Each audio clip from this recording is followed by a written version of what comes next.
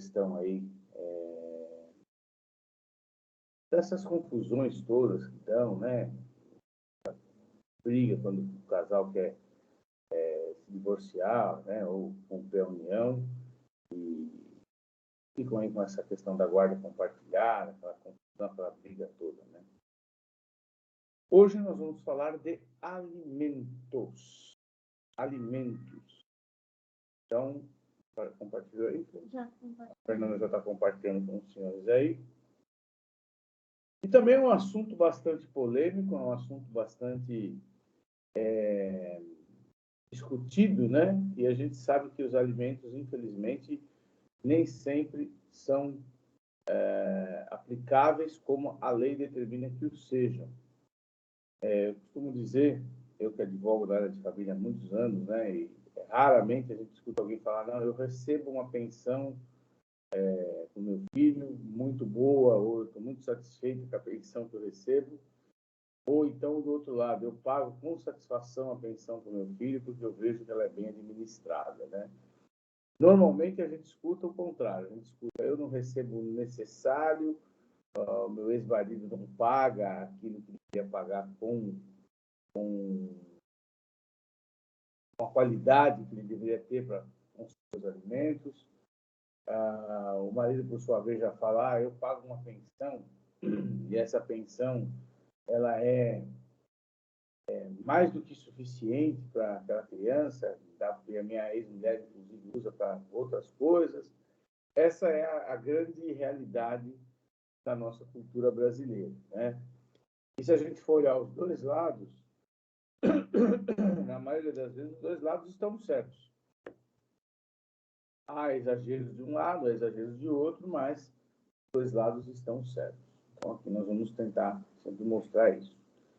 O que é alimentos, né? Quando a gente fala sobre alimentos, a gente tem que entender que pensão alimentícia não é só dinheiro, e não é só voltada ao sustentar da pessoa. Ou seja, eu não estou pagando pensão para um filho, obrigado, para exclusivamente comprar comida. Aqui da relação pai e filho, né? Agora, essa relação de alimentos, ela vai além do pai e do filho. Alimentos, pensão alimentícia, é voltada para todas as necessidades da pessoa que recebe. E, na verdade, se a gente olhar na lei, é uma grande utopia, porque raramente você vai encontrar uma pensão alimentícia que atenda a todas as necessidades, a todos os anseios da pessoa que recebe. Muitas vezes, na maioria dos casos, principalmente nos casos das pessoas, né? Estou falando aqui no nosso universo, né? No meu universo aqui, salvo se alguém aqui for muito abastado, eu não conheço todos, né? Mas das pessoas que não são tão abastadas, que vivem dentro de um nível médio, a pensão, muito quando dá para a pessoa comer, mas não dá para suprir outras coisas, né?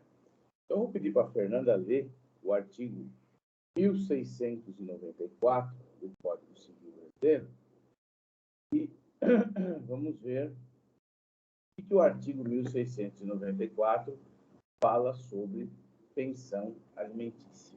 Bem?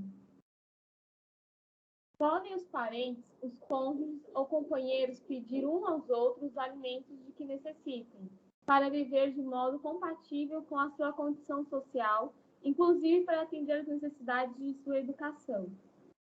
Primeiro parágrafo, os alimentos devem ser fixados na proporção das necessidades do reclamante e dos recursos da pessoa obrigada. Segundo parágrafo, os alimentos serão apenas indispensáveis à subsistência quando a situação de necessidade resultar de culpa de quem os pleiteia. Então, aqui, o caput do nosso artigo 1694 do Código Civil, ele fala que a pensão alimentícia vai atender a todas as necessidades das pessoas que precisam receber, do reclamante aí, né? Ele usa até um termo da área trabalhista, né? Reclamante. Na verdade, os alimentos vão atender às necessidades moradia, de alimentação, vestuário, saúde, lazer, educacional, tudo isso. Pelo menos é o que o artigo tenta demonstrar. E aí vem uma dúvida: podem os parentes que precisarem de pensão alimentícia pleitearem uns dos outros? Aqui fica uma lacuna da lei, né? Porque quando você fala a palavra parente, você tem uma extensão muito grande de indivíduos que podem pedir pensão uns para os outros. Por exemplo, nós falamos de pensão alimentícia, normalmente vem a ideia do quê? Pai ou da mãe pagando uma pensão para o filho. Não é isso? Ao mesmo tempo, quando nós falamos de pensão alimentícia, também nós lembramos daquele pai idoso, daquela mãe idosa, que já não consegue mais trabalhar, já está aposentado, que a aposentadoria já não supre mais as suas necessidades financeiras, né? Necessidades econômicas. E aí esse pai e essa mãe também precisam, muitas vezes, que os filhos paguem pensão. Mas quando eu uso a palavra parente, eu pergunto aos senhores: eu posso pedir pensão para todos os meus parentes, se eu precisar? Por exemplo, eu posso pedir pensão para um primo meu? Posso pedir pensão para um tio, por exemplo? O que os senhores acham?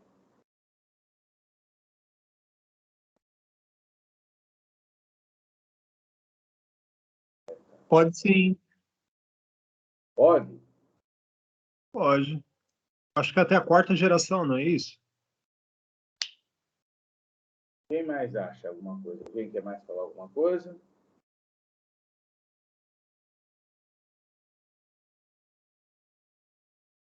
Só o doutor Antenor, vocês estão todo mundo aí indo, muito cansado, sábado. Não, doutor. Falou? Sérgio. Mas não estou. O Sérgio. Acredito que sim, professor. A Camila. Camila? Está muito ruim a ligação de vocês, viu? A conexão está bem. Eu quase não escuto o que vocês falam aí. Mas, enfim, valeu pela participação, pelo menos. Pessoal, na verdade, o Código Civil de 2002, quando Miguel Reale elaborou o código, ele trouxe dois princípios básicos: o princípio da operabilidade e o princípio, né, de ser um código não fechado, tá? É um princípio que você diz o seguinte: o código ele é exemplificativo na maioria das coisas que ele enumera. A lei brasileira aqui, tem um artigo aqui que vamos nos dar uma olhadinha, que é o 1600 e... Como você achou aí, Fernanda? Tá depois desse daí. Aqui a lei, ela coloca o seguinte: os alimentos podem ser pleiteados entre os ascendentes e os descendentes, ou seja, na linha reta, tá? Em grau infinito. Sabe que o parentesco ascendente e descendente, ele não é um parentesco que ele finda, né? O parentesco colateral é que vai até o quarto grau. É aquilo que eu até falei numa outra aula, né? Você vai até o primo, lembra? O filho do primo já não é mais teu parente. Lembra que eu falei isso para vocês? Então, por exemplo, tenho lá meu tio já é o meu parente de terceiro grau. Meu primo é de quarto grau. E o filho do meu primo sequer é meu parente. A lei brasileira, ela, né, inclusive com o Código de 2002, ela diminuiu um grau aí. Antigamente ia até o quinto grau, agora vai até o quarto grau.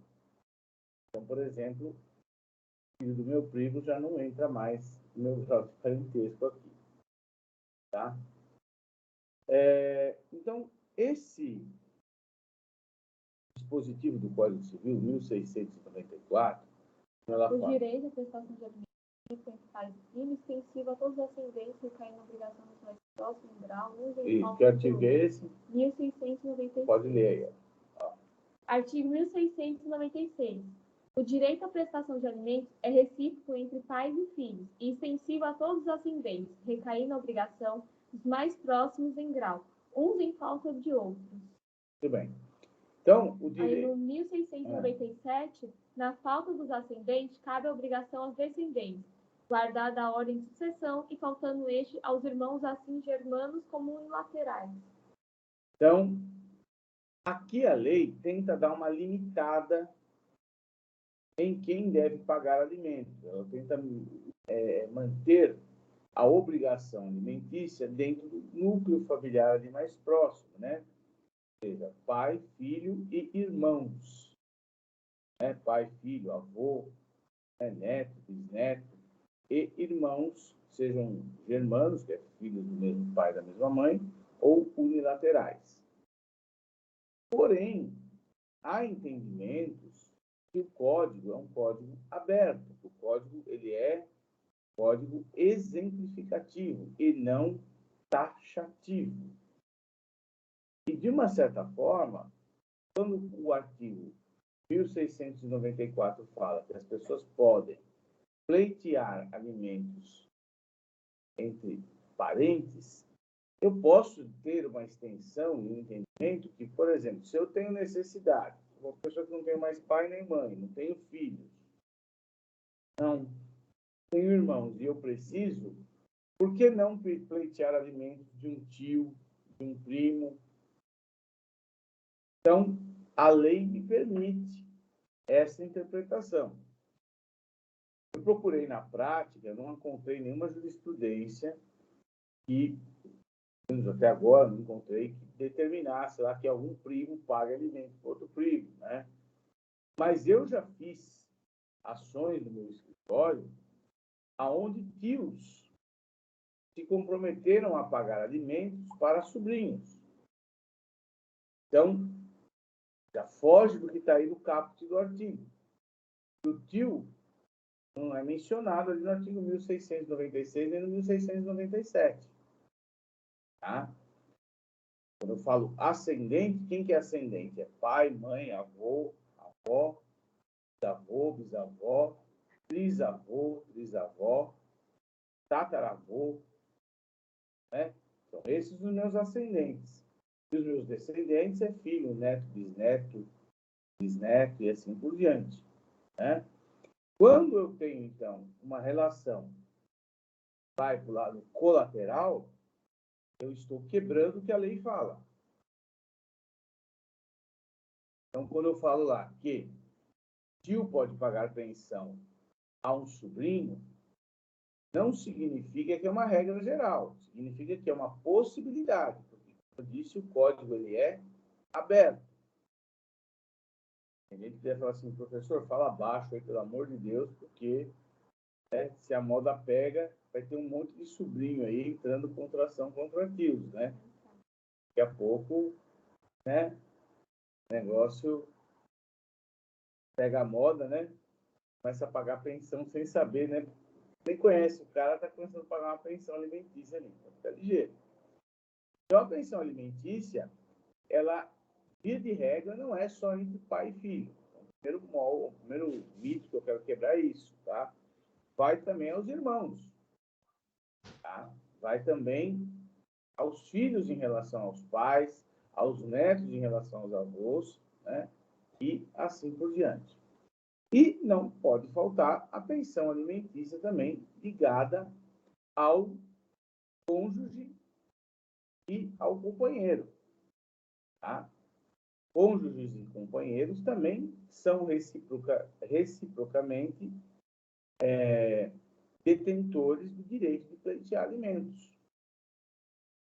Hoje, isso tem sido menos colocado no dia a dia dos divórcios, porque, com o princípio da isonomia, antigamente, quando uma mulher se separava, 30, 40 anos, era automático o juiz determinar o pagamento de pensão para os filhos e para a mulher. Então, uma mulher de 30, 40 anos, 50 anos, quando eu falo antigamente, eu falo aí nos anos 80, nos anos 90 ainda, era muito comum o marido ter que pagar uma pensão para a mulher. que a cultura naquela época era uma cultura de que a mulher casava, saía do seu emprego, na maioria das vezes, e se dedicava às prendas domésticas.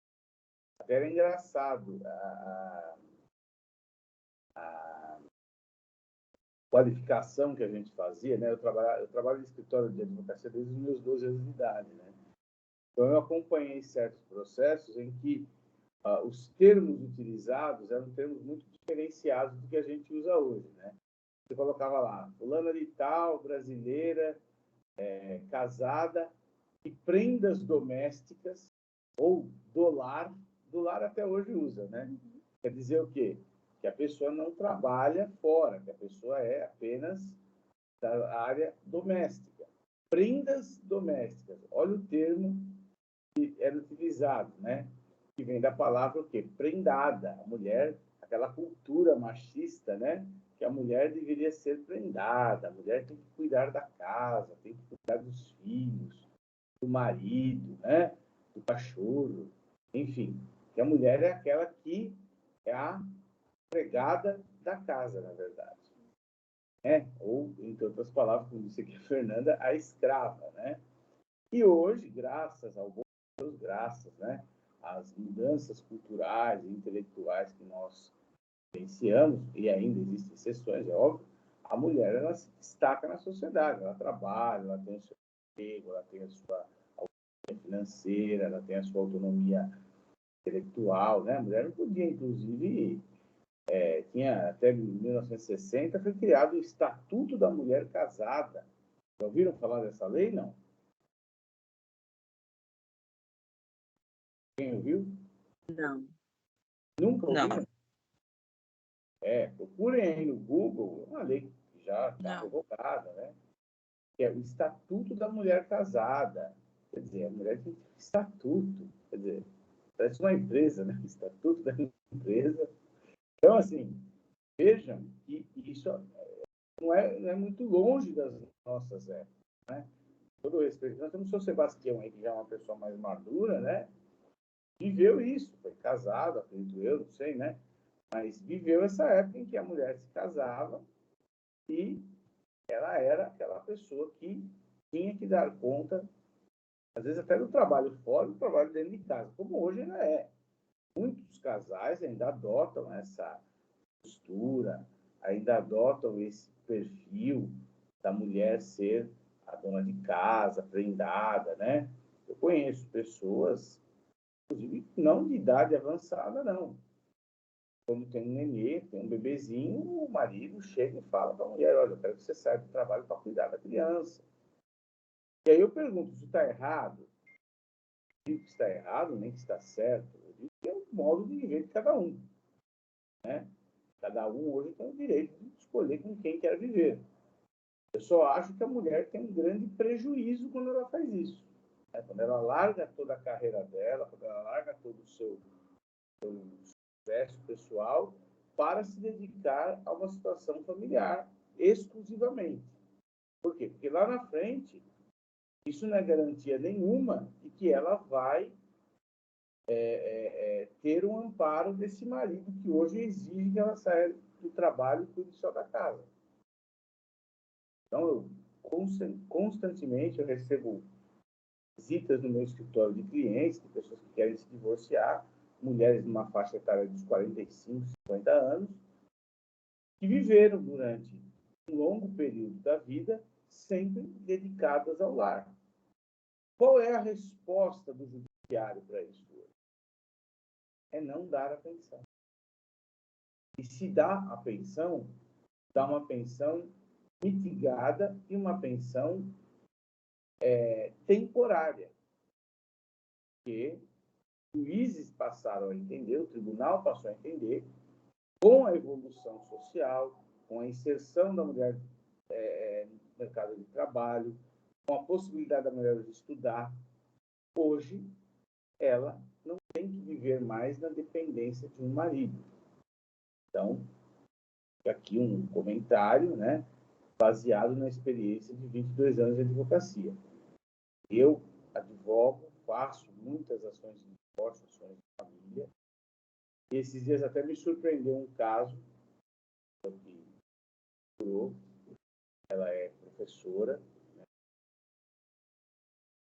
Ela se casou com um cidadão, compraram um apartamento aqui em Santo André, viveram por um período, agora não deu certo a relação, quiseram se divorciar. Não tem filhos, não tem nada. E me parece que o cidadão é um pouco postado, sabe? Não é chegado ao trabalho. E aí, o advogado dele me ligou, entrou em contato comigo e falou, né, que nós tínhamos feito um acordo prévio, aí ele procurou o advogado e o advogado quis mudar. Ia ficar no imóvel por um período, até vender o imóvel, e depois que ele vendesse o imóvel, né, aí partilharia um valor, tal. Enquanto ele ficasse lá, durante um período ela não cobraria nenhum aluguel, e depois desse período, né, ela passaria a pagar, ele passaria a pagar um aluguel pelo uso exclusivo do imóvel, né? E aí ele não concordou com isso, ele procurou um advogado, e aí o advogado falou assim: inclusive, doutor, meu cliente está pensando em pedir pensão para a sua cliente. Né? E por mais que isso hoje seja uma coisa normal, porque os direitos hoje são iguais, princípio da isonomia do artigo 5º da Constituição, eu confesso aos senhores que isso me causa ainda uma certa estranheza, né? A mulher saiu de casa, foi ter outra relação, constituiu uma outra moradia para ela, deixou ele na casa e ele ainda acha-se em direito de querer pleitear uma pensão alimentícia para ela. E não é um homem velho, não é um homem que tenha doença, que tenha um problema de saúde, que tenha alguma deficiência, não, é uma pessoa dos seus 50 anos, mais ou menos, que já teve uma profissão, parece que agora até está desempregado, e ela simplesmente colocou isso. Aí, agora a gente está fazendo um outro acordo e tal. Mas veja que a ideia da mulher pagar pensão para o homem já é algo recorrente. É possível hoje que uma mulher pague pensão para um homem. E eu tenho casos no meu escritório, já tive casos, em que a mulher paga pensão para os filhos. Recentemente, eu fiz um divórcio de uma enfermeira, aonde a mãe, a mãe, né, essa enfermeira, ela não paga uma pensão para a filha, que inclusive é maior de idade. A filha e filhos, netos ficaram morando com o pai na casa, mas ela paga a faculdade da filha. Então, hoje os papéis estão aí, de uma certa forma, se invertendo, né? A mulher está mais, ao mesmo tempo que ela tem aí uma maior liberdade, né? Que é um direito conquistado aí a duras penas, né? Ela também passa a ter hoje alguma maior responsabilidade e algum maior encargo também diante da nova roupagem social. Alguma pergunta? Alguém quer perguntar alguma coisa? Vocês estão livres? Professor, Camila, no caso de morte, a pensão deixada pelo esposo é para usufruto da família que ficou ou da esposa? A pessoa falece, tem filhos menores, tem a mulher ou a companheira, a pensão é para todos. Quando os filhos atingem a maioridade, né, eles são capazes, né, então a pensão vai ficar só para a mãe, né, no caso. O casal era casado, o marido morreu, com a esposa e 2 filhos, por exemplo, ela recebe a pensão por morte lá do marido do INSS. Então, a pensão vai ser, dependendo da idade dela, vai ser hoje vitalícia. Agora tem uma tabela lá que o INSS colocou, até certa idade é por 10 anos, até certa idade é por 20 anos, depois de uma certa idade aí sim fica vitalícia, né? E vai ser para ela e para os filhos. Quando os filhos ficam maiores, eles perdem o direito, aqueles perdem o direito à pensão. Aquela pensão vai ficar exclusivamente para elas. Se eles precisarem de auxílio, e ter 18 anos não significa necessariamente que você já atingiu autonomia financeira, você concorda? Muita gente que tem a maioridade civil, você ganhou a capacidade civil, você pode fazer o que você quiser na sua vida, mas entre eu poder fazer o que eu quero e ter dinheiro para fazer é uma coisa muito distante, né? Então, necessariamente, a mãe pode ser até compelida aí a ter que auxiliar esses filhos até uma formação acadêmica, até um momento de uma conclusão de uma faculdade, por aí. Bem? Respondi sua pergunta? Respondido, professor. Nós estamos com uma situação... a mãe quer casar novamente, o filho não quer deixar, porque ele falou que tem direito à pensão que é do pai. Só que ele tem 37 anos. Não. Já tem 37 anos. É, Está na hora de levantar, né? sim. Se ele tem algum problema de saúde, alguma deficiência, Não. Totalmente capaz. uma pessoa capaz, que não tem nenhum tipo de impedimento, né? Está na hora de levantar o bumbum da cadeira, para não falar outra coisa, né? E ir trabalhar e deixar a mãe viver a vida dela em paz. Né? Com certeza. O que acontece em casos de militares, né? Filhas de militares, não filhos, por conta de uma lei antiga aí, as filhas de militares continuam recebendo a pensão do pai pós-morte. Eu sempre tive uma prima que até infelizmente faleceu ano passado de Covid, vai fazer um ano agora em março, agora dia 19, infelizmente vai fazer um ano com essa minha prima. Ela e a mãe faleceram no mesmo dia. E a mãe dela foi casada, não, a minha prima e a mãe, né? Ela é filha da minha prima, era filha da minha prima, nem era minha parente, né? A gente chama de prima de consideração. A minha prima foi casada com um rapaz que era bombeiro militar, faleceu num acidente, e ela recebia uma pensão por morte desse bombeiro. Essa pensão, assim que a menina atingiu a maioridade civil, na época a maioridade ainda era 21 anos, a pensão foi dividida. A Polícia Militar do Estado de São Paulo chamou ela, a chamou lá no departamento, né? E aí ela teve que abrir uma conta e a pensão passou a ser dividida. Metade foi para a mãe, metade foi para ela. Se um dia a minha prima tivesse se casado, ela perderia esse benefício. Mas isso para militares. Para pessoas que não são militares é normal. 18 anos cessa a capacidade e, teoricamente, cessa o dever de pagar alimentos. Não cessa automaticamente, né? Pode cessar. Ô, 37 doutor Nordani, já foi a lei, né? Pois não. e um comentário sobre o que o senhor está falando, muitas filhas de militares evitavam até de casar, ajuntavam para não casar, para poder manter a pensão. Sim, sim. Tem muitas mulheres que eu conheço que são filhas de militar e evitam realmente essa situação para poder manter um valor aí, enfim, né? Vivem em união estável, até às vezes têm filhos e tal, mas não se casam, porque se casarem, a pensão é cortada. Tá? Então, senhores, pensão alimentícia não é só de pai para filho, não é só marido para mulher. Hoje a pensão alimentícia pode ser de pai para filho ou do filho para o pai.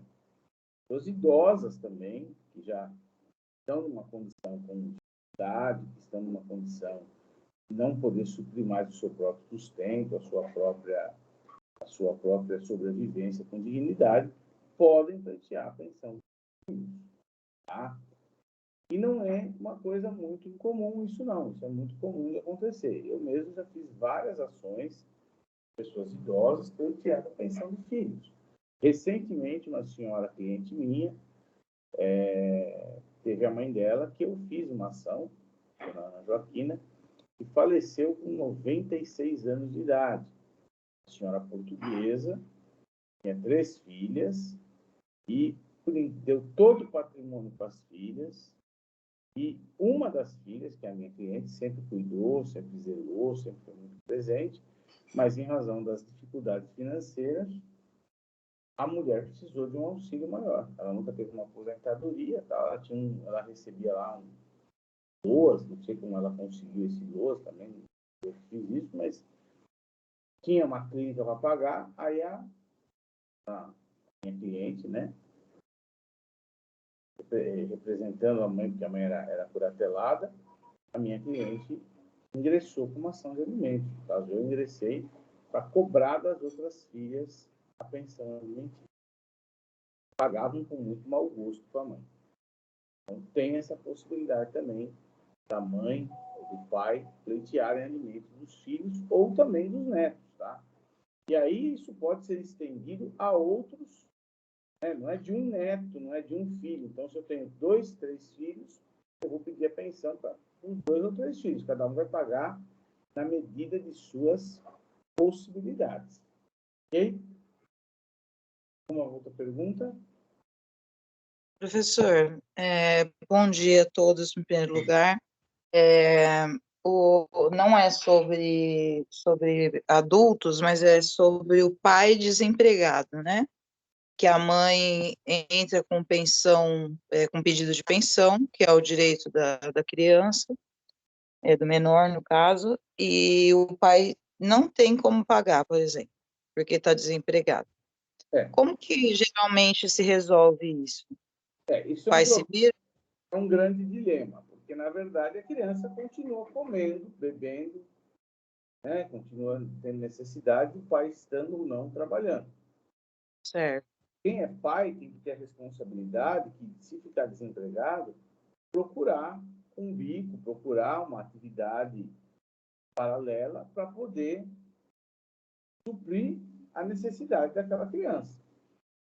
Certo, mas não tem um valor estipulado X, né? Assim, por exemplo, o mínimo é meio salário mínimo, por exemplo. O juiz... A pensão ela vai ser estipulada conforme as necessidades e a possibilidade da pessoa. É o binômio necessidade e possibilidade. Alguns doutrinadores falam até trinômio, né? Necessidade, possibilidade e adequação. Então, assim, hoje, aqui no estado de São Paulo, posso falar por aqui, porque estados já vi situações diferentes, como que os juízes procedem para estabelecer alimentos para os filhos menores?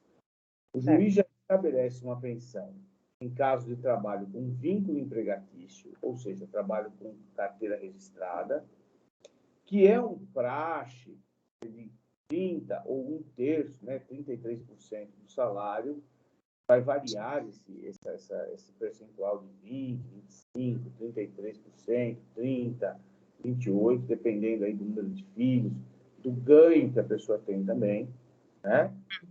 E já estabelece uma pensão em caso de trabalho autônomo e desemprego. Claro que aí com base no quê? No valor do salário mínimo nacional.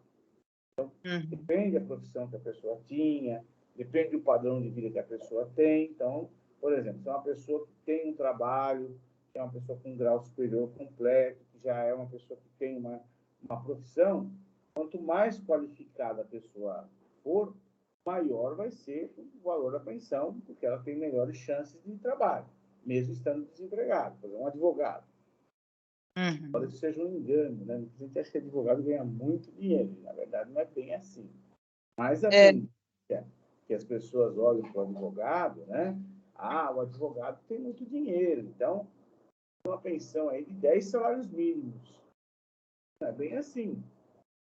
Que eu conheço, tem que pegar renda, né? Alguma coisa assim, para poder ter uma base. Né?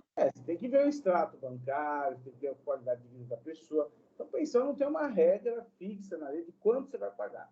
Mas o correto é estabelecer um valor mínimo de pensão no caso de trabalho autônomo ou desemprego. Certo.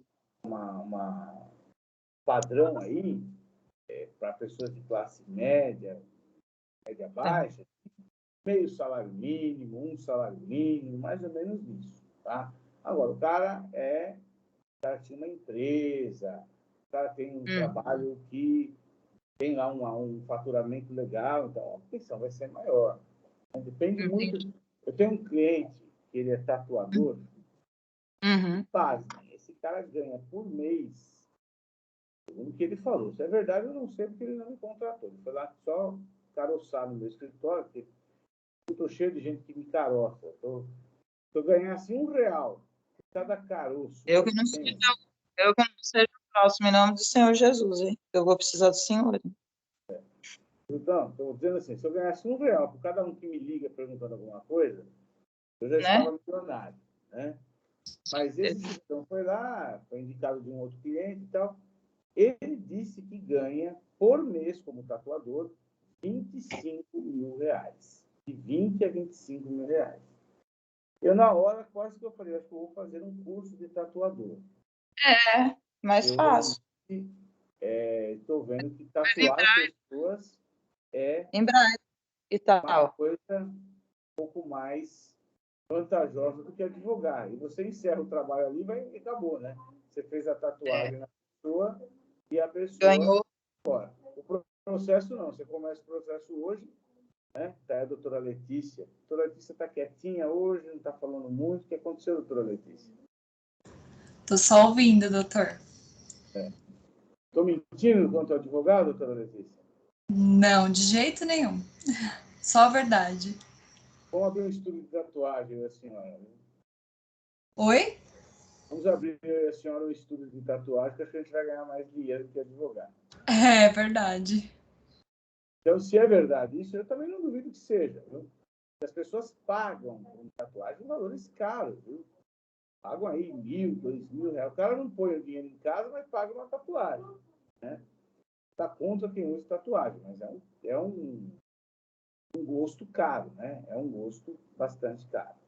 Então, A última tatuagem que eu fiz, eu paguei quase R$3 mil mesmo. Fiz as costas inteiras. A mim depende deve muito, ser. né? São valores, são gostos, eu não estou aqui criticando, mas assim, o cara, às vezes, ele não contrata um plano de saúde para ele, médico, que ele precisa ter saúde, não paga o advogado, mas ele paga uma tatuagem. Não estou falando de você, tá? Mas estou falando de pessoas que eu conheço. Não, né? eu Então, assim, é importante a gente ter essas questões. Ninguém gosta de pagar advogado. Então, pensão não tem um valor fixado na lei. Tem um praxe no estado de São Paulo que a gente coloca. A pensão não necessariamente será de valores em dinheiro, né? De valores monetários. A pensão pode também ser de, como nós falamos, in natura. Por exemplo, eu posso, além do valor mensal que eu pago, ou de um valor mensal que eu pago, assumir outras obrigações, assumir outros cargos, como, por exemplo, pagar a escola da criança, pagar do meu filho, eu pago a escola e o convênio médico, que a guarda não está comigo, a tutela, na verdade, né? Não está comigo.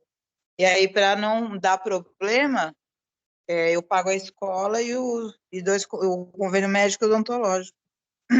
Mais fácil. Então, a pessoa pode ter valor, tem que ter sempre um valor, pelo menos aqui no estado de São Paulo, em dinheiro, né? Tem que ter lá um valor estabelecido de qual a porcentagem que você vai pagar lá do seu salário. E, além disso, o show é que estão falando aqui do lado, estão me atrapalhando. E, além disso, do valor que eu tenho que pagar mensalmente, eu tenho que pagar também algum encargo. Ou fornecer, por exemplo, uma cesta básica, material escolar, uma roupa, um calçado, né? Aí vai de cada acordo. E uma coisa que eu gosto de pontuar muito aqui para os meus clientes e também para os meus alunos, para os meus colegas, não existem situações de pensão iguais. Você encontra lá, mas olha, no meu caso, meu ex-marido paga isso, isso, isso. Aí a cliente vem com aquela pessoa no seu escritório, olha, minha amiga conseguiu que ele pagasse 40% do salário mínimo, ou 40% do salário dele. Às vezes, naquele caso especificamente, o juiz ou as partes chegaram a um acordo e conseguiram aquilo. Mas não é um caso que vai ser repetido, porque cada família tem a sua peculiaridade, tem o seu padrão de vida, tem a sua condição de ganho. Uma coisa que eu sempre falo, dever de alimentos, ele é sagrado, ele é um dever indisponível. Mas ele não vai ser igual para todas as pessoas. Eu encontrei já pessoas que pagam 10%. Inclusive, tem um caso que eu consegui, um cliente meu conseguiu pagar 10% do salário dele de pensão. Foi uma única vez que eu consegui isso na segunda vara de família aqui de Santo André. Mas tinha uma peculiaridade, o cara ganhava muito bem, o cara era um bom, ele também assumiu outras obrigações junto aos filhos, né? Então, conseguiu. Depois um filho veio morar com ele, ficou um filho com ele, outro filho com a mãe. Então, tem toda essa peculiaridade.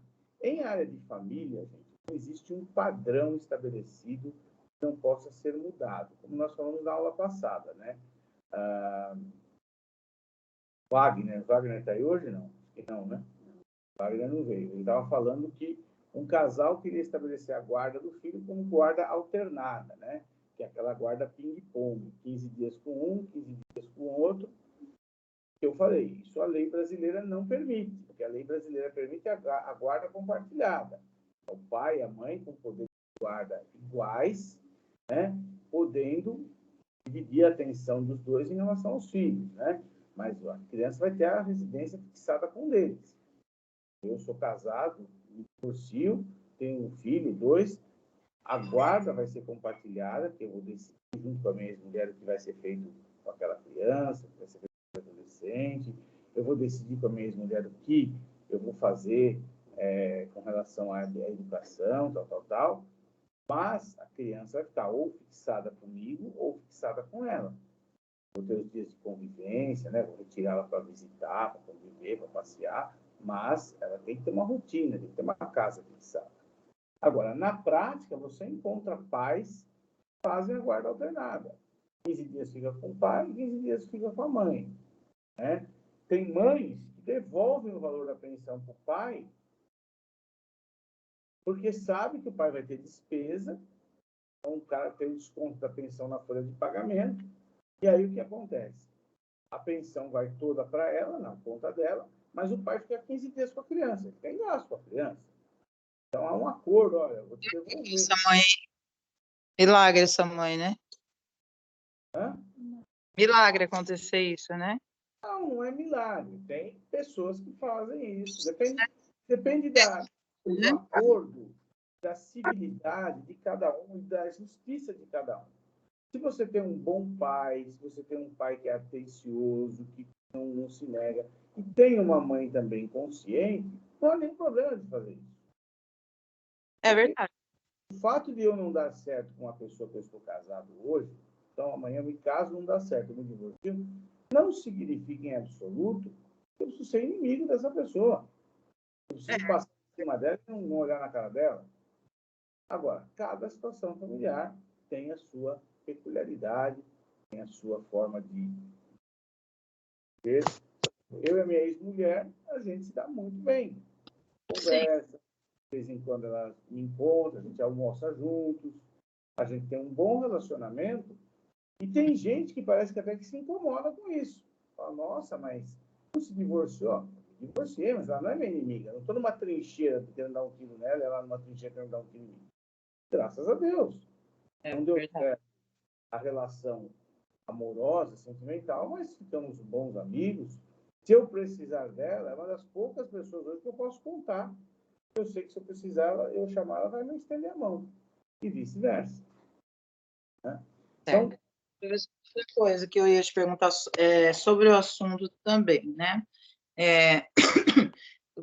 Geralmente se resolve isso hoje em dia na audiência de mediação, que até ontem a gente conversou sobre isso, né? Espera aí que eu já falo. Deixa eu só concluir aqui, senão eu não consigo concluir. Já eu falo. Tá.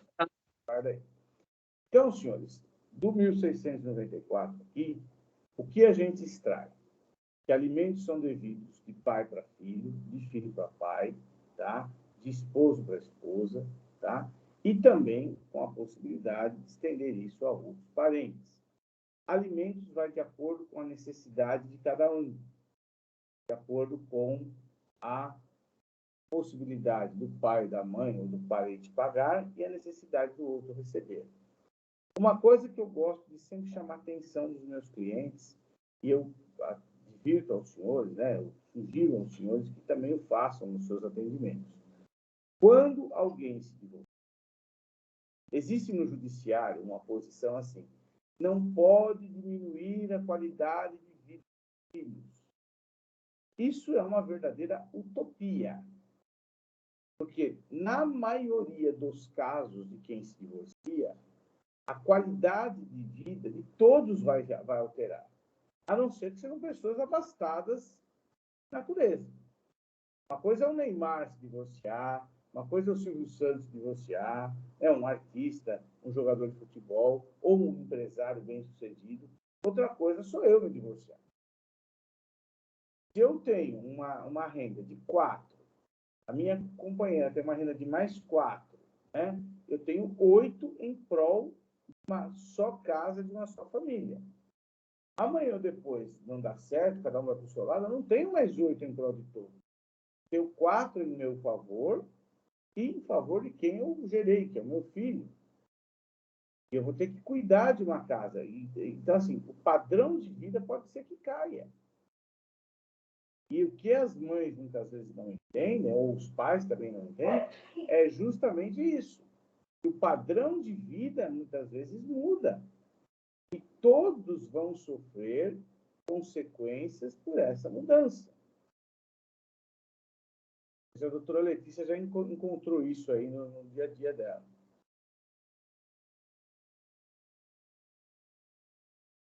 Com certeza, doutor. É difícil, né, doutora, convencer, né? Nossa, como é difícil.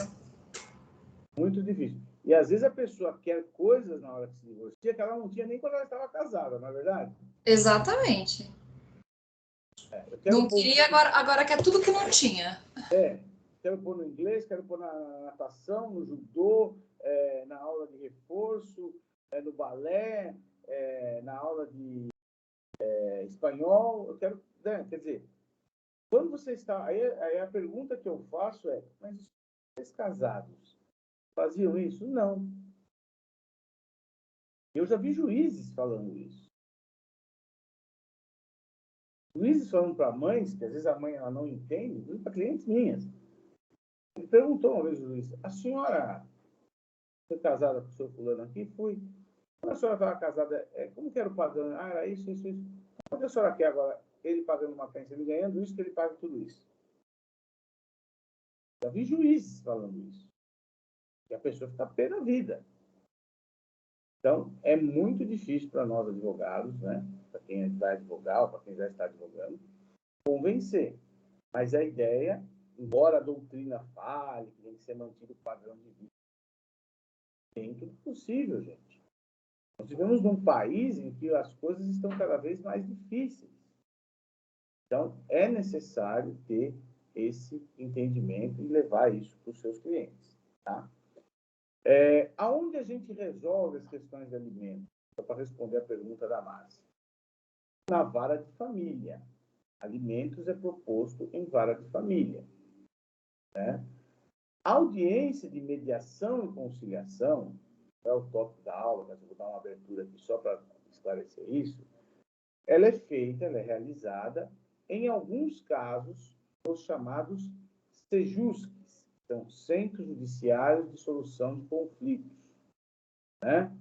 O CEJUSC, ele é um órgão do Poder Judiciário, e é onde ficam os mediadores e os conciliadores para, antes da audiência, instrução e julgamento, que é marcada com o juiz, as partes comparecerem e ali realizarem as tentativas de chegar a um consenso. Tá?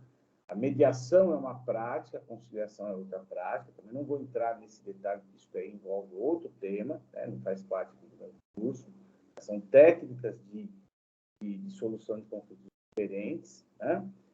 E hoje eu tenho percebido, não sei se mais alguém aqui é advogado, não sei se a doutora Letícia Antenor, vocês são advogados, não sei se tem mais algum advogado aqui presente, que o que acontece? Poucas audiências eu tenho visto por ser justo. Um negócio que já não está mais com a mesma força que esteve no começo. Por quê? que às vezes se perde muito tempo em algumas situações, fica ali uma discussão, alonga-se demais, não se resolve muita coisa. Eu não sei se algum colega, a doutora Vera, está por aí. As partes precisam cada um levar um advogado. Ou ele pode se defender sozinho? Pode ir sem... No Sejusc que você pode ir sem advogado, tá? É que assim, eu não quero entrar muito nessa questão, que não é o assunto da aula, tá? Sejusc, aí é processo, nós estamos falando de direito de material aqui. Mas o Sejusc tem lá as suas regras, você não precisa ir com advogado, mas é aconselhável, eu sempre falo isso nos vídeos, nas minhas mensagens, que qualquer coisa que você for fazer na justiça ou em algum órgão administrativo ou numa delegacia, onde for, leve um advogado. Tá. O advogado serve justamente para atuar e trazer os esclarecimentos. Você vai lá no Sejusc, você faz um acordo, você não entendeu, você se comprometeu, às vezes, com coisas que você não compreendeu direito. Por mais que, às vezes, o conciliador te explique, o mediador te explique, às vezes você não compreendeu. Então, o correto é levar ao advogado, mas não é, no Sejusc que não é obrigatório. A doutora Vera está por aí? Doutor? Oi. Isso que o doutor comentou, eu nunca tive nenhum caso que foi levado ao Sejusc, mas eu tenho clientes que vieram de acordos que foram feitos no Sejusc. E vou te falar assim, quando eles fazem um acordo lá e nenhum dos dois leva um advogado, vão direto os dois no Sejusc, olha, vem só pela hora da misericórdia os acordos, viu? Sempre um sai muito prejudicado. Sim. Infelizmente, eu sempre falo, as pessoas não querem pagar um advogado, que o advogado é caro, que o advogado é isso, que o advogado é aquilo. Né? A pessoa, ela é assim, ela liga para o seu escritório, a doutora vai confirmar, ver se eu estou mentindo. Oi, tudo bem? Você pode me dar uma informação? Olha, eu estou com um caso assim, assim, assim, assim, como que eu posso fazer? Exatamente. Por telefone. Eu já Exato. faço isso. Né?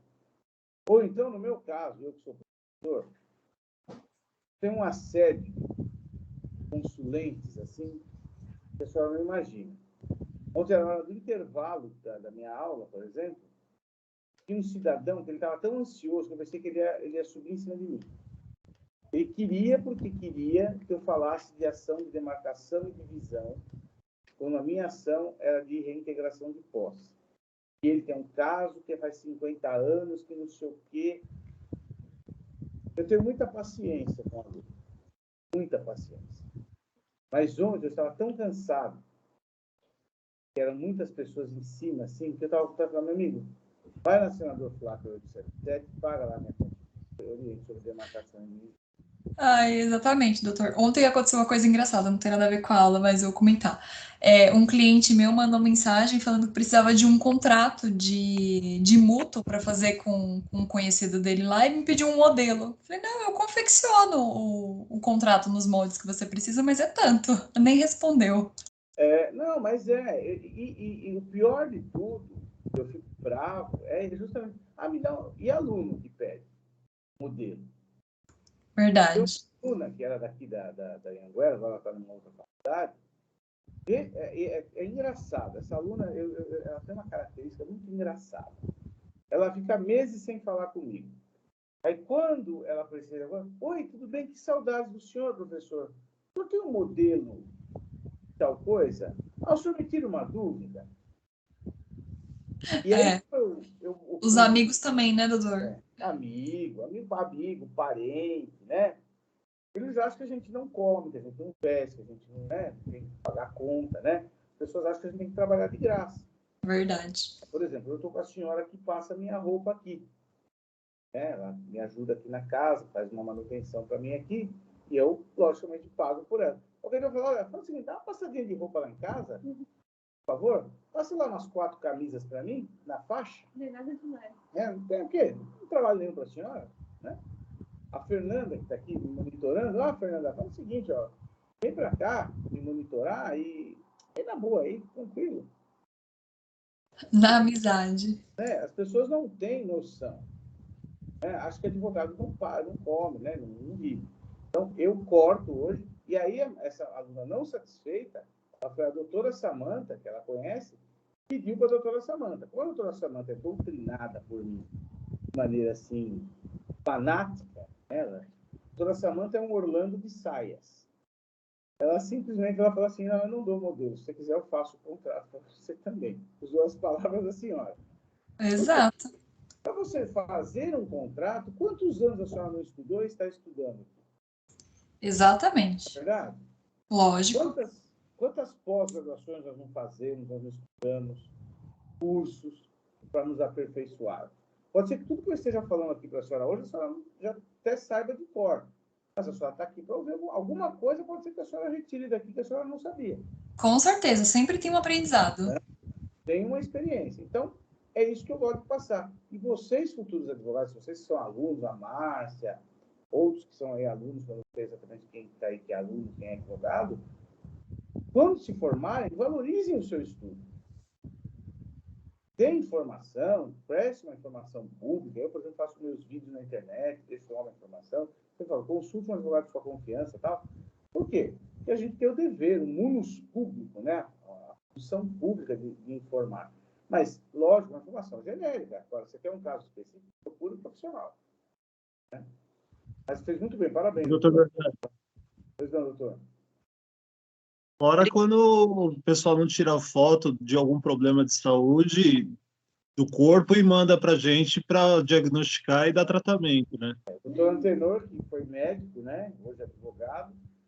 O doutor Antenor foi médico oncologista, né? E admirável, porque também é uma pessoa com deficiência visual, mas teve a oportunidade, estudou comigo, né? No Américo Brasilense, eu gosto sempre de recordar isso, né? Foi muito engraçado o dia que nós nos conhecemos, né, doutor Antenor? Nos reencontramos, foi, né?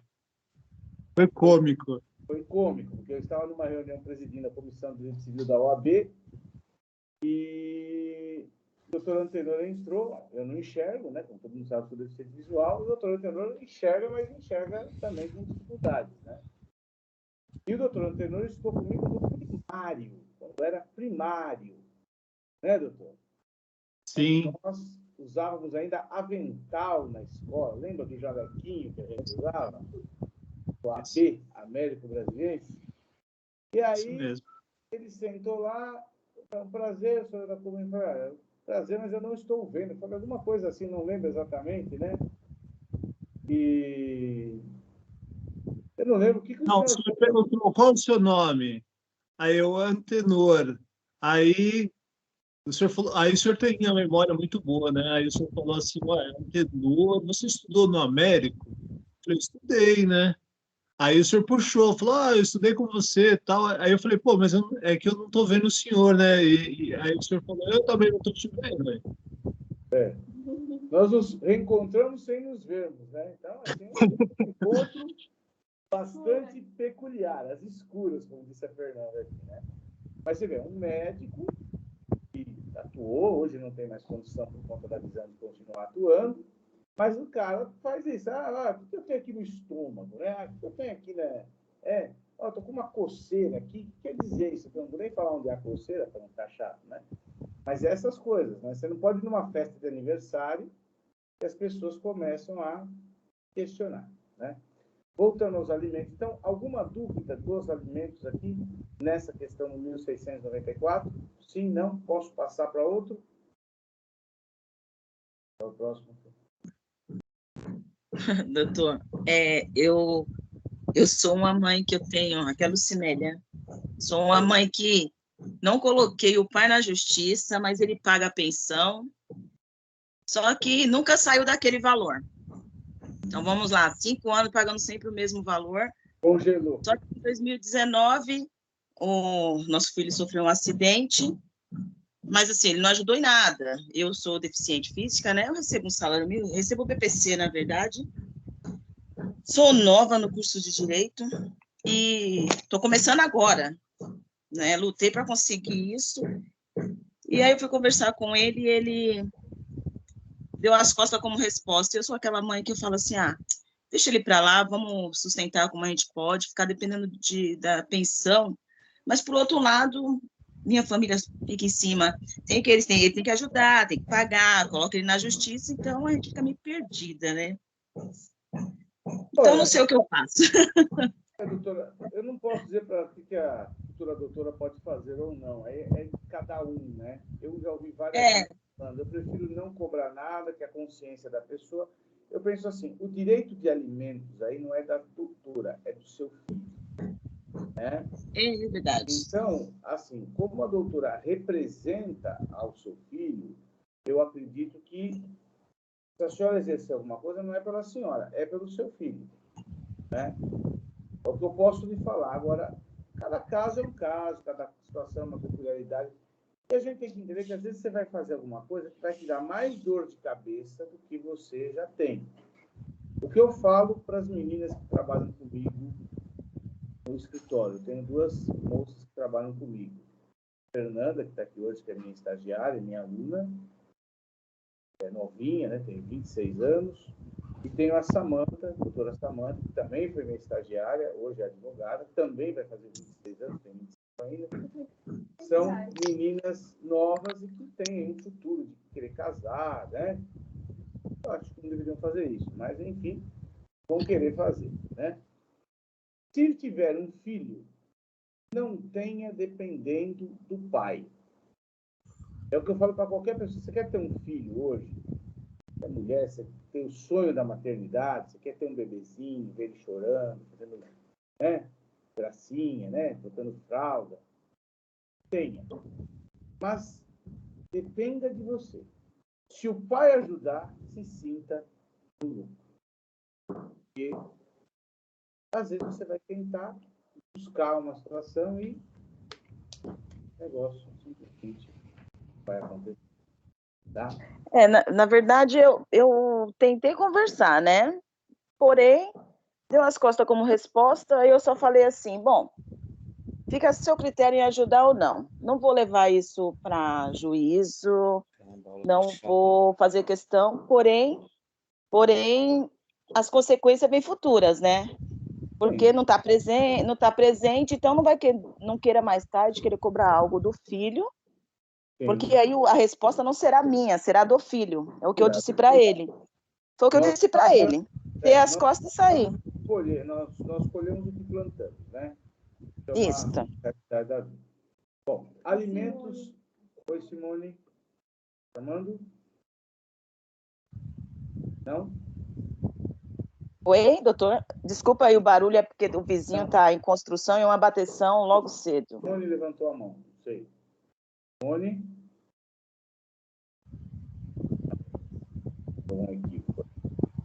Bom, alimentos avoendos. Que alimentos avoendos? Alimentos dos avós, né?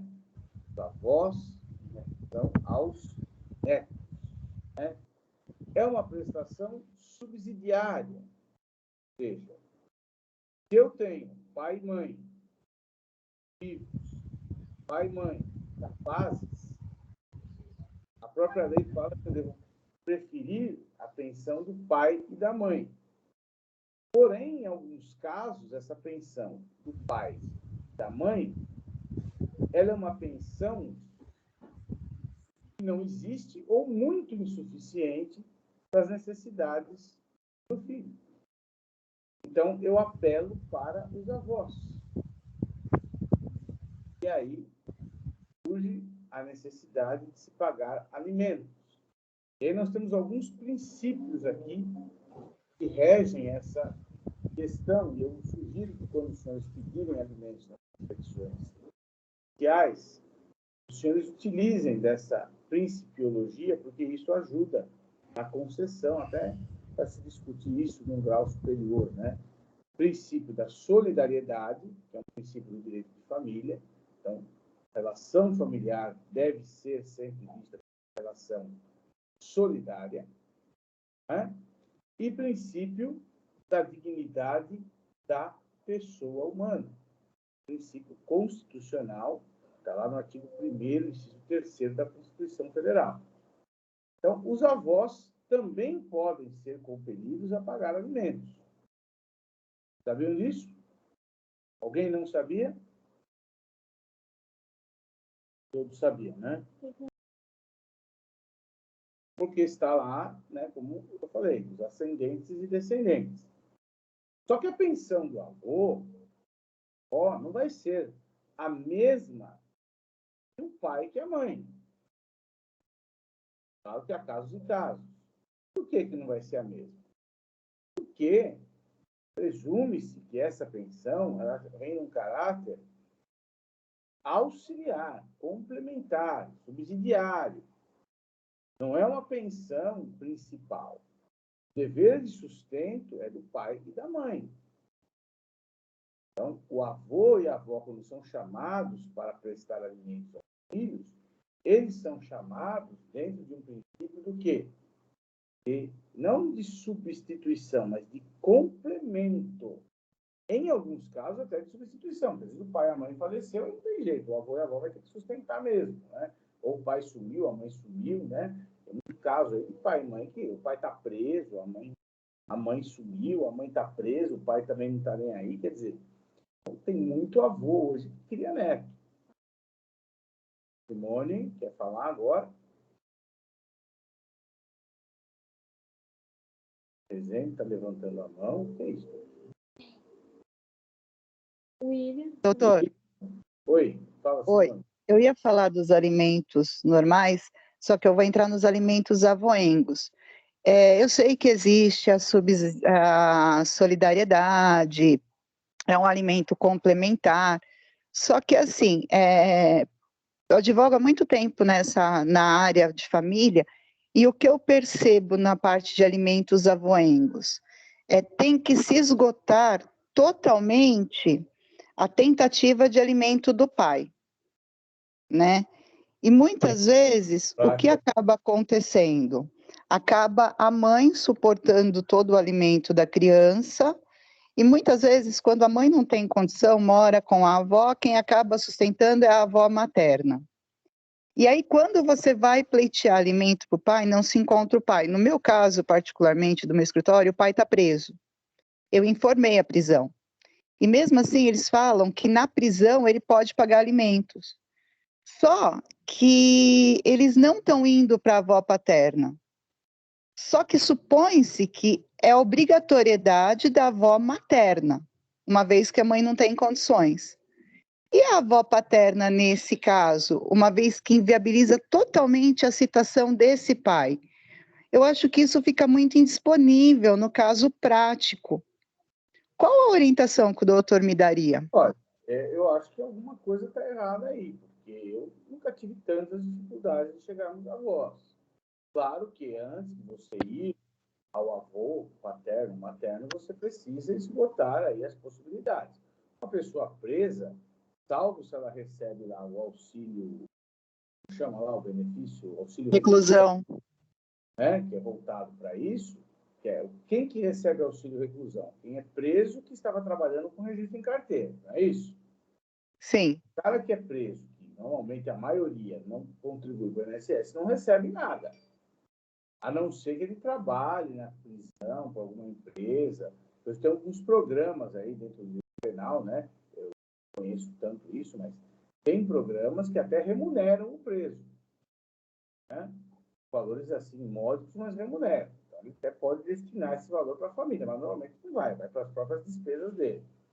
Agora, uma vez que houve a impossibilidade do pai pagar, é que assim, quando você busca o avô, você não pode esquecer que você tem o princípio da solidariedade e não só da solidariedade, né? Aqui entra a mesma palavra de obrigação solidária, devedor solidário, princípio da igualdade. Se eu estou pleiteando pensão do avô paterno ou paterna, também tem que chamar o avô materno e a avó materna se existir. O que eu posso fazer é já mostrar no meu processo que o avô paterno, ou a avó materna, ou a avó materna ajudam e que os outros avós, né, precisam também contribuir. Então, não sei, talvez um agravo do instrumento, talvez aí um recurso, porque se não há pensão do pai, a avó já ajuda, a mãe já suporta, precisa ainda de um complemento, tem que se chegar à avó paterna. Não tem porquê. Tem que entrar com a ação direta contra a avó paterna. Foi feito isso, só que suspenderam enquanto não. Porque teve uma ação contra o pai pela Defensoria Pública, né, doutor? E quando não se sabe o paradeiro do pai, o próprio defensor público orientou a mãe a desistir da ação. A mãe desistiu, sem saber o paradeiro do pai. Aí eu entrei. Oi? Agora está explicado. Então. Houve uma ação, mas não houve uma conclusão desta ação, né? Então, aí eu entrei contra a avó. Precisei voltar contra o pai. Voltei contra o pai. O pai foi preso, comprovei a prisão nos autos. Suspenderam o avoístico, o avoengo, aliás, até comprovar que ele não tem condição dentro do presídio e para depois voltar caso seja necessário. Só que assim... família aí muito, muito rigoroso. Porque nesse caso, cabe um agravo do instrumento. No meu modo de pensar. É uma coisa, doutor, que de certa forma fica muito a cargo da mãe, da avó materna, e eu concordo. Uma exceção, porque eu já tive alguns casos de alimentos avoengos, né, e não tive toda essa dificuldade, não. Inclusive, a pessoa nem estava presa, a pessoa simplesmente sumiu, tá? Já tinha decreto, já tinha tentado entrar, lógico, tinha feito cumprimento de sentença, não localizei. O que eu fiz? Eu juntei o cumprimento de sentença na ação de alimentos, falei, olha, o hospital foi compelido a pagar tanto de alimentos, para pagar isso, nunca pagou. É uma verdade que estão tentando receber dele, mas é impossível, a criança precisa. Em sede de tutela de urgências, ele não concedeu os alimentos avoengos. Numa proporção, lógico, infinitamente menor que seria a proporção que o pai pagaria. Porque também tem que ter a sensibilidade, os avós são aposentados, né? Os avós são pessoas que necessariamente não vão ter, às vezes, a mesma possibilidade que o mais novo tem, mas foram compelidos a pagar. Aí, o que aconteceu é que a parte dos avós chamaram os avós que eram do meu lado, e aí nós comprovamos também que esses avós já pagavam pensão alimentícia. Pagavam não, né? Assim, estabelecida, mas que davam moradia, que auxiliavam, botamos lá contas, tal. Então, o juiz entendeu, né? Mas, assim, cabe aí uma provocaçãozinha, né? E um agravozinho do instrumento. É a medida que eu te digo a fazer. Às vezes, o juiz aqui da primeira instância, ele não tem essa sensibilidade, né? Então, use o princípio da dignidade da pessoa humana e o princípio da solidariedade e, assim, a celeridade processual. É óbvio, o cara está preso, como é que eu vou cobrar dele lá? Ele não tem auxílio reclusão. Não tem nada, o que ele faz lá dentro? Ele trafica drogas lá dentro e ganha informalmente, né? Que não é uma forma lícita de se cobrar pensão. Isso eu ajudei aí com a minha posição, mas acho que tem que tentar um agravo aí. Ajudou muito sim, doutor. Muito obrigada. William? Bom dia, doutor. Uma dúvida minha já foi respondida, foi a mesma da Simone, e eu tenho uma outra. A gente está com um caso aqui no escritório, a gente está com as duas execuções, coerção pessoal e coerção patrimonial. E assim, o pai ele não vai pagar de forma alguma, a gente já percebeu. Eu preciso esperar findar essas duas execuções para poder entrar com os alimentos avoengos? Ou eu posso entrar direto? Não, pode entrar direto. Pode entrar direto. E aí tem que se ver perto dessas execuções, esses cumprimentos de sentença aí, né? Se já tentou levantar... Seria interessante você já demonstrar, assim, olha, principalmente na patrimonial, né? Na patrimonial, olha, não encontrei bens nenhum, não está trabalhando, não tem conta em banco, não tem nada. Uhum. Na pessoal, eu não sei em que pé que está, mas nada impede que você já ajuize esses alimentos. Não, já foi expedido mandado de prisão. Já expediu mandado de prisão e mesmo assim ele não cumpre. Isso, a mãe dele informou para os investigadores que ele está escondido por conta do mandado de prisão mesmo. Então, eu não vejo necessidade de esperar cumprir a prisão e tal. Eu acho que você já pode ingressar. E juntar tudo isso, esclarecendo, né? Falar, olha, mesmo com o mandado de prisão expedido, ele continua inadimplente com a obrigação alimentar, e o filho, a filha, não sei o que é, né? Seu filho, uma filha e tal, estão passando necessidade. Que às vezes, até você fazendo isso, o cara vem e resolve o problema. Às vezes é uma estratégia que a gente usa, né? Quem está contra o avô, contra a avó, o pai e a mãe têm um poder, às vezes, maior sobre o filho. Fala, peraí, você fez filho, eu vou ter que pagar para você? Você vai lá, arruma um emprego e pague. Uhum. Né? Então, às vezes, pode até ajudar nesse sentido, né? Entendo. Ou qual o valor que eu a coloco? avó, para não ter o encargo, ir lá e pagar o que ele deve, né? Vai acontecer isso também. Uhum.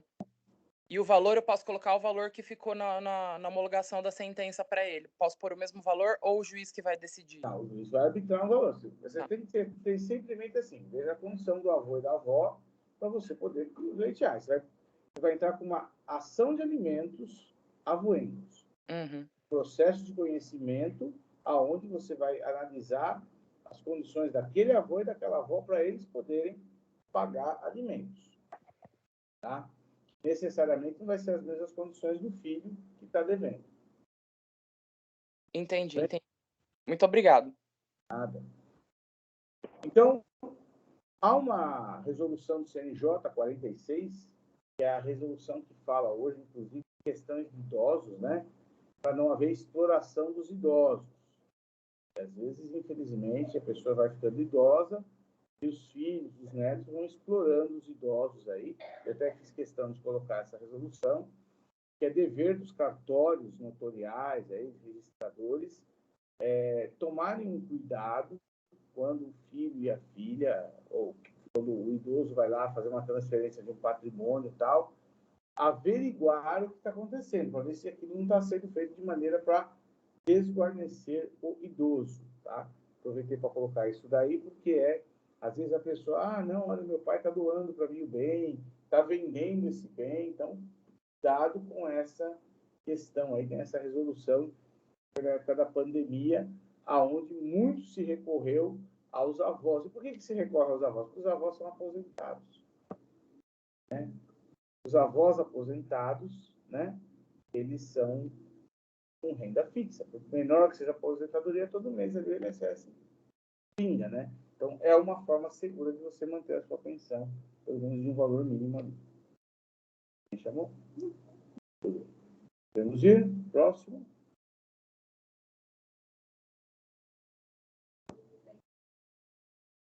Princípio da isonomia entre os avós, né? Claro que às vezes não é possível de se chegar, porque às vezes já não tem mais o outro avô, outra avó vivos, né? Então também tem essa questão. Se eu entrei contra o avô paterno, a avó materna, ou um deles, eu tenho sempre que lembrar que todos são obrigados, todos estão na mesma categoria. Então eu vou vou entrar contra aquele avô que ele é mais rico que o meu pai, que a minha mãe. Lembre-se que a outra parte pode chamar ao processo, né, fazer o chamamento ao processo do avô e também, né, que é a outra parte, né, o outro lado, né.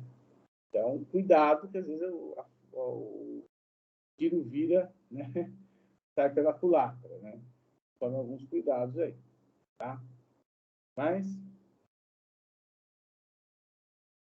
revisão e exoneração de alimentos. Está no artigo 1600. Lê para nós, por favor.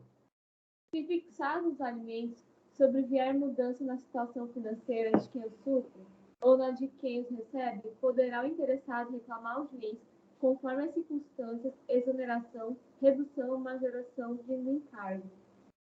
Aqui, a exoneração, ou a majoração, né, ou seja, para maior ou para menor, aí, a redução, é a mudança de condição das partes. O que é a mudança de condição das partes? A mudança de condição das partes é algo que tem que ser muito bem definido e não é qualquer situação que enseja isso. E também não é a mudança só uma parte, né? De ambas as partes. O cidadão mudou de emprego, quer uma condição de vida melhor, está ganhando mais. Ele já tem uma pensão estabelecida que vai ser descontada em folha de pagamento, é só você pedir o ofício para a empresa, né? A pessoa não está trabalhando mais, ficou desempregada. Essa época de Covid gerou muito isso, né? Pessoas perderam emprego, pessoas ficaram com o trabalho suspenso, ganharam menos. Então, é óbvio que a pensão vai ser menor. Então, tem que tomar um cuidado. Tem coisas que são fatores que vão além da vontade do alimentante e do alimentado, né? A mudança de condição é algo significativo. É algo que vai se tornar presente de forma constante. Não é algo que acontece de vez em quando. Ah, a criança ficou doente, eu vou levar no médico. Falando de criança, mas isso de qualquer situação, tá? Vou levar no médico.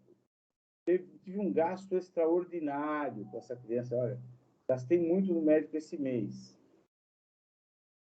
Tudo bem, você gastou no médico, você gastou com a criança e tal. Mas aquilo acontece todo dia, não justifica o aumento da pensão. Pode até pleitear um complemento ali, mas assim, isso não vai mudar para mais, que aquele mês especificamente a criança teve um gasto maior. Da mesma forma, o juiz não vai reduzir a pensão se houve ali um problema com a pessoa. Por exemplo, um problema de... às vezes teve uma dívida, contraiu uma dívida, o pai contraiu uma dívida e com alguns meses mais apertado, né?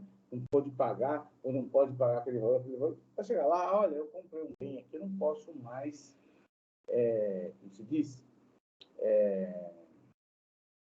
eu não tenho mais como pagar a pensão.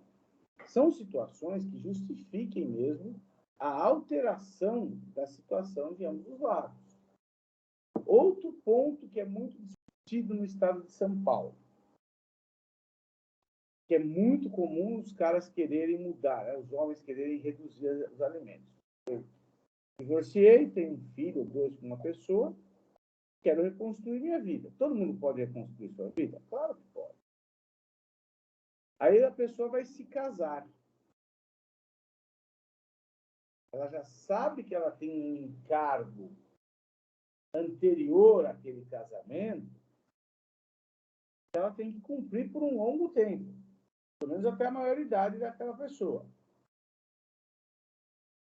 E aí entra um princípio que é da ponderação, né? Como que eu faço? Eu quero ter uma nova família, mas eu não tenho... Eu vou reduzir aquilo que eu já dei, que eu dou para os meus filhos, porque eu quero ter um outro filho. Isso não é tese de exoneração e muito menos de diminuição dos alimentos. Tá? Por quê? Porque cansei de ouvir promotor de justiça e juiz falar em audiência que o senhor sabia que tinha 2 filhos ou um filho que pagava pensão, o senhor não deveria ter casado. O senhor não deveria ter feito outro filho. Então, a existência de um novo filho não necessariamente vai fazer com que se reduza a pensão dos filhos já pré-existentes que já recebem alimentos. Pode até haver uma readequação, mas nem todo juiz vai acolher isso. Ah, mas é injusto, porque aí eu estou tirando a possibilidade de melhorar a vida do meu terceiro filho aqui, que nasceu agora, tá? Então, não faça filho. E a justiça é dura nesse ponto. Se alguém tem alguma experiência para divulgar nesse... Fala, Simone. Doutor, e no caso, tipo, o cara paga pensão para 2 filhos e essa pensão já consome 33% da renda dele. Ele constrói uma nova relação, tem um outro filho e vem novamente o divórcio. E essa mãe vai entrar com pensão alimentícia. Vai continuar consumindo mais da renda dele. entraria, suponhamos, com 45% da renda dele? Pegar isso. Ou teria que alterar as duas para se enquadrar naquela máxima de 30% que não é definido, mas é estimado? A ideia do pai é essa, mas nem todo juiz acolhe isso, ou não. Você vai pagar mais para o seu reduzido. Eu já tive casos assim, que eu entrei com a exoneração, com a redução de alimentos e me ferrei, não deu. Não foi uma vez, viu? Umas vezes que os pais me procuraram e o juiz falou, não vou reduzir pensão. Você vai pagar, você vai continuar pagando. Em caso que a pessoa tinha renda comprometida, mais de 50% do salário. E aí chega uma hora que também tem que olhar esse lado. Fala, peraí, o cara fica desempregado, ele não vai sustentar ninguém. Então, é a nossa realidade, né? Obrigada, doutor. O risco que a gente tem aqui é que é um problema social grave do Brasil. O brasileiro, de um modo geral, ele tem uma mania de fazer as coisas sem pensar. E joga, ele faz... hoje eu me divorciei, já vou começar a morar junto amanhã. Aí já se apaixona, já compra coisa, já vai, já quer morar junto, aí já engravida da mulher, né? Bem, veja, quando eu falo isso, parece que eu sou contra as pessoas se unirem. Não, pelo contrário. Eu acho muito bonita a união. Mas com responsabilidade. Porque dá a impressão, até que o cara casou de novo, que aquela família que ele teve anterior não tem valor nenhum para ele.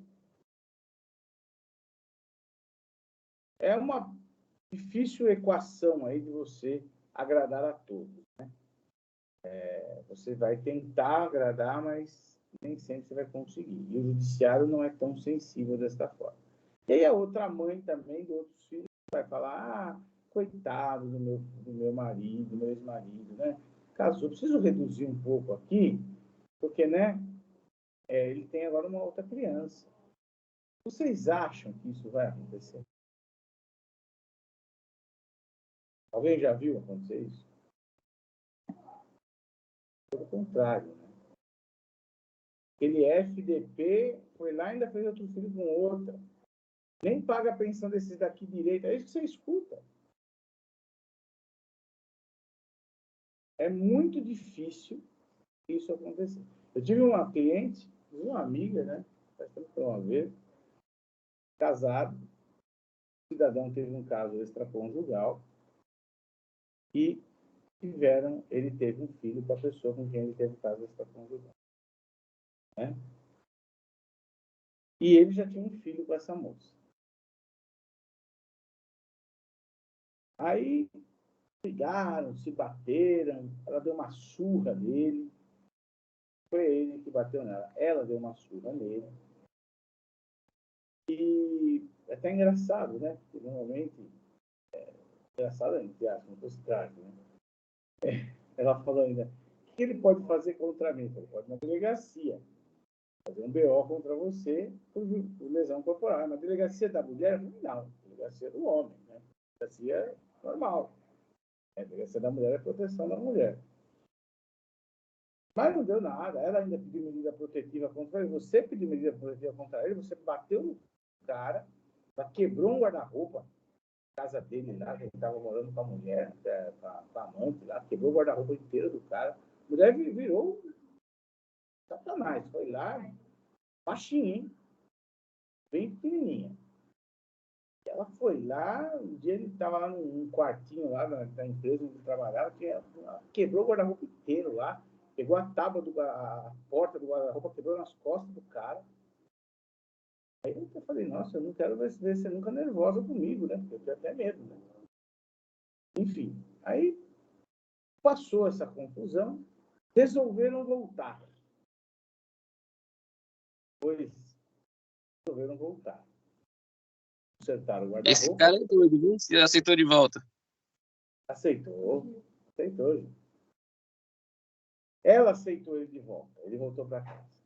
E aí ele tinha que trazer a criancinha para visitar, a menininha.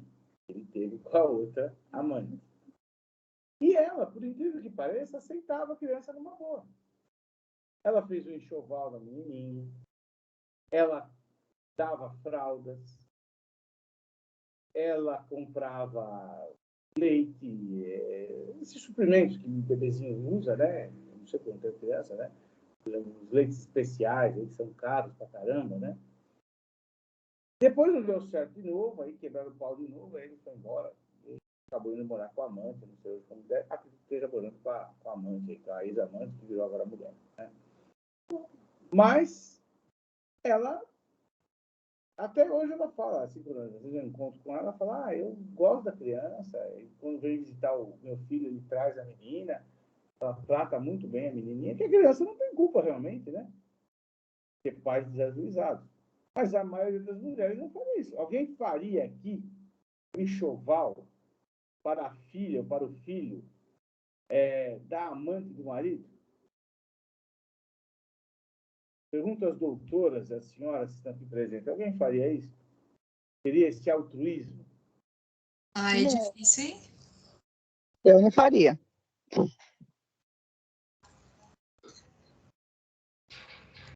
Simone não faria? Depende, doutor, depende. Talvez a amante... Tem que ver o que ele disse para a amante antes dela ficar grávida. Ou seja, né? Ele pode ter mentido que não estava numa relação. Não, mas não E foi a amante. Quem fez o enxoval foi a ex-mulher. a ex-mulher fez um enxoval da amante. Da filha da amante. Não. Aí eu não faria, não. E aí? A doutora Letícia, a senhora falou, a senhora faria? Ah, não, doutor, muito difícil, né? Não dá. Claro, né? Complicado. Camila?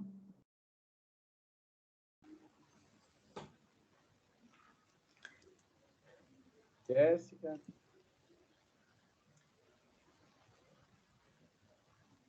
Quem aí? Não faria não, professor. Professor, aqui é a Darcy. Assim, inicialmente eu diria que não, né? Mas não sei não.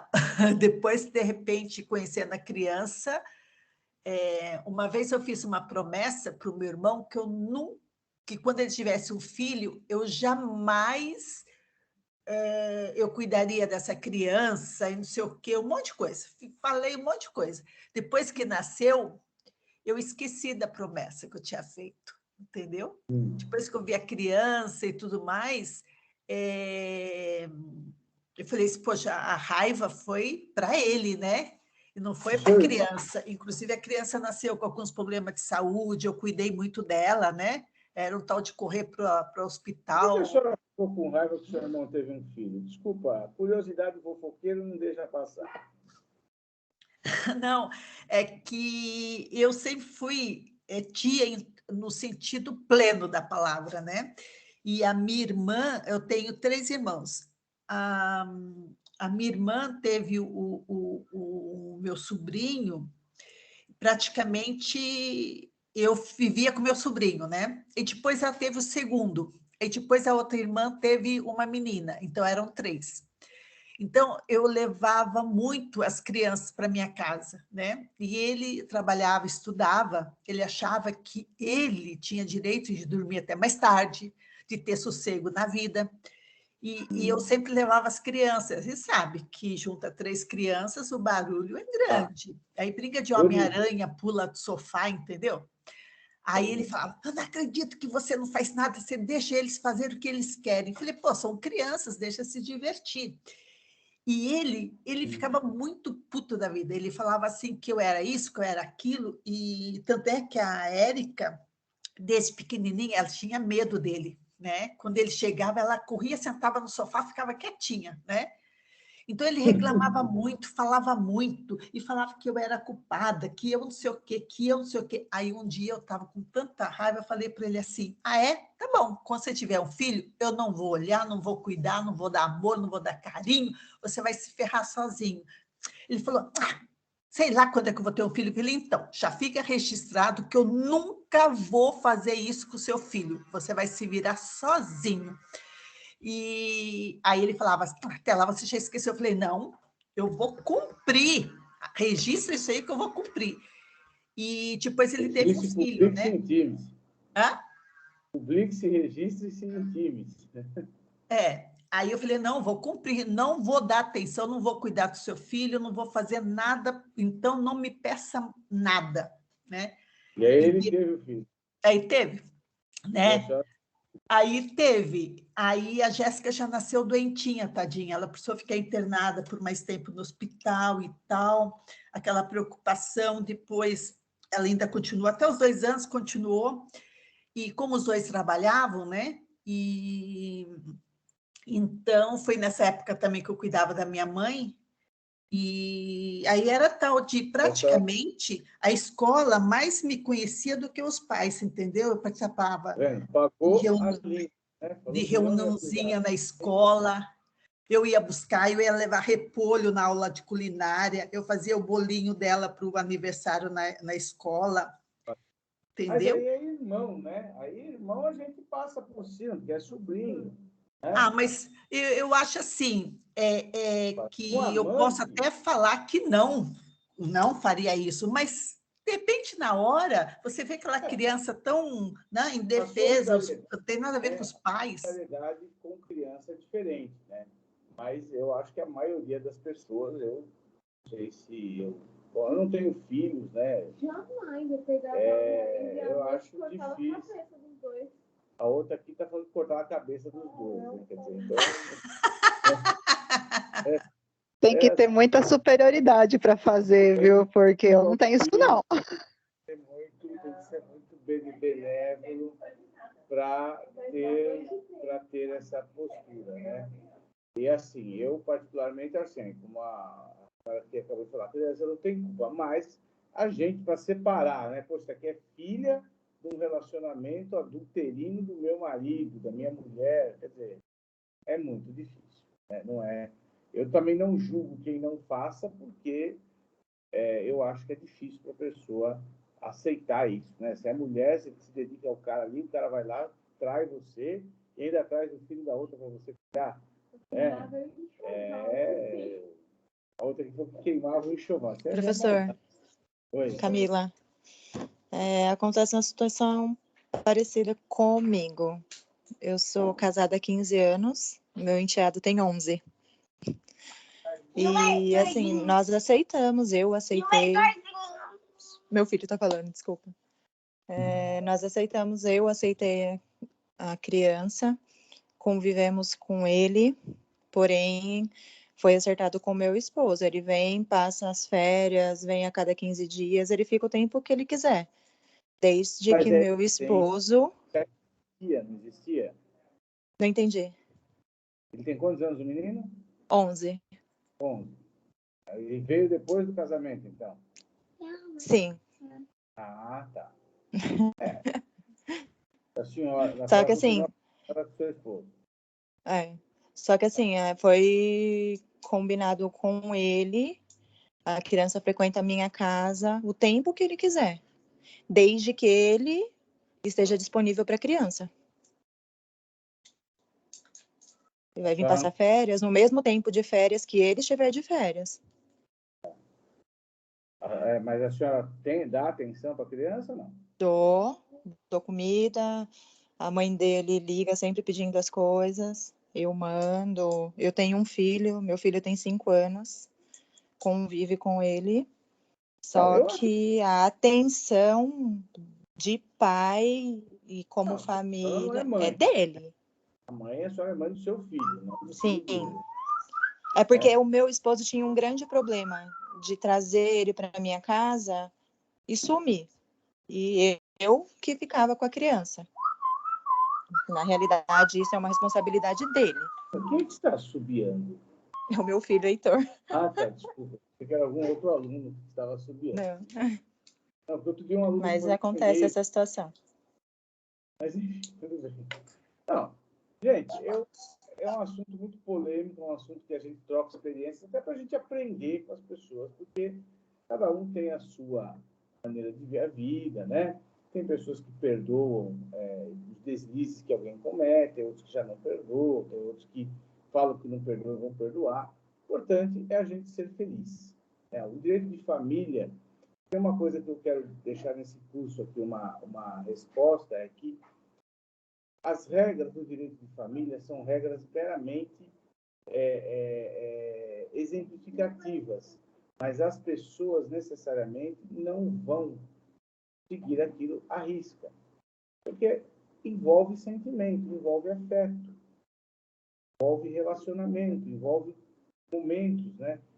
É diferente de um contrato que eu faço de locação, contrato de compra e venda. Professor, né?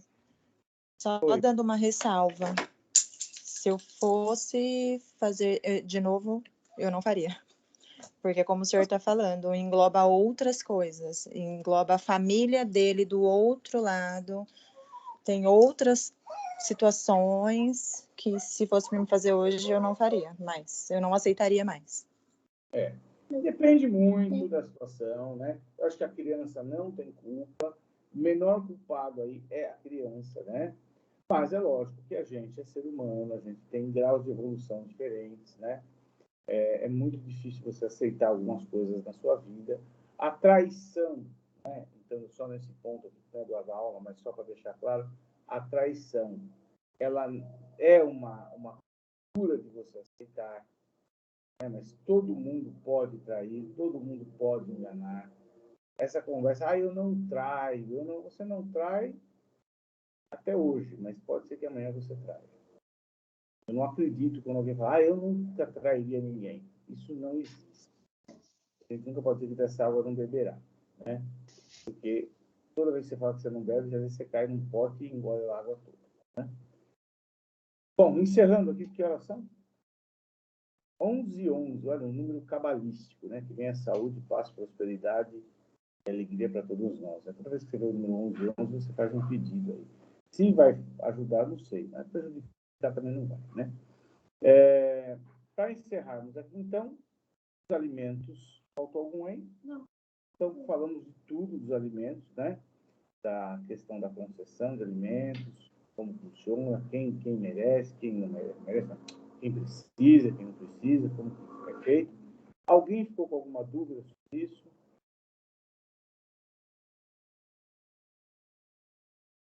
Não, professor. Todos estão salvos. Alguém quer fazer algum comentário? Muito obrigada. Obrigada, professor. Foi ótimo. Nada, eu que agradeço. Está aqui 15 Obrigada, dias, professor. Tá? Muito grato, professor. Eu que agradeço, seu Sebastião, a todos aí. Obrigada, professor. Bom fim de semana. Camila, Obrigada, bom final de semana a todos. Tchau, bom final de semana. Obrigada, professor. Tchau, obrigada. Professor, o Zeca está dando muito obrigado e vida longa ao senhor. O Sérgio Fabiano. Obrigado. Obrigado. Abraço. Gente, só daqui 15 dias, hein? Tá? Voltaremos aqui. Valeu. Tá bom, professor. Obrigada. Até lá. Tá. Bom dia. Letícia, beijo a todos. Beijo nos corações. Tchau, doutor. Muito obrigada. Excelente aula, como sempre. Obrigado. Um beijo. Fica com Deus. Beijo. Tchau, tchau. Jéssica, obrigado. Pode desligar.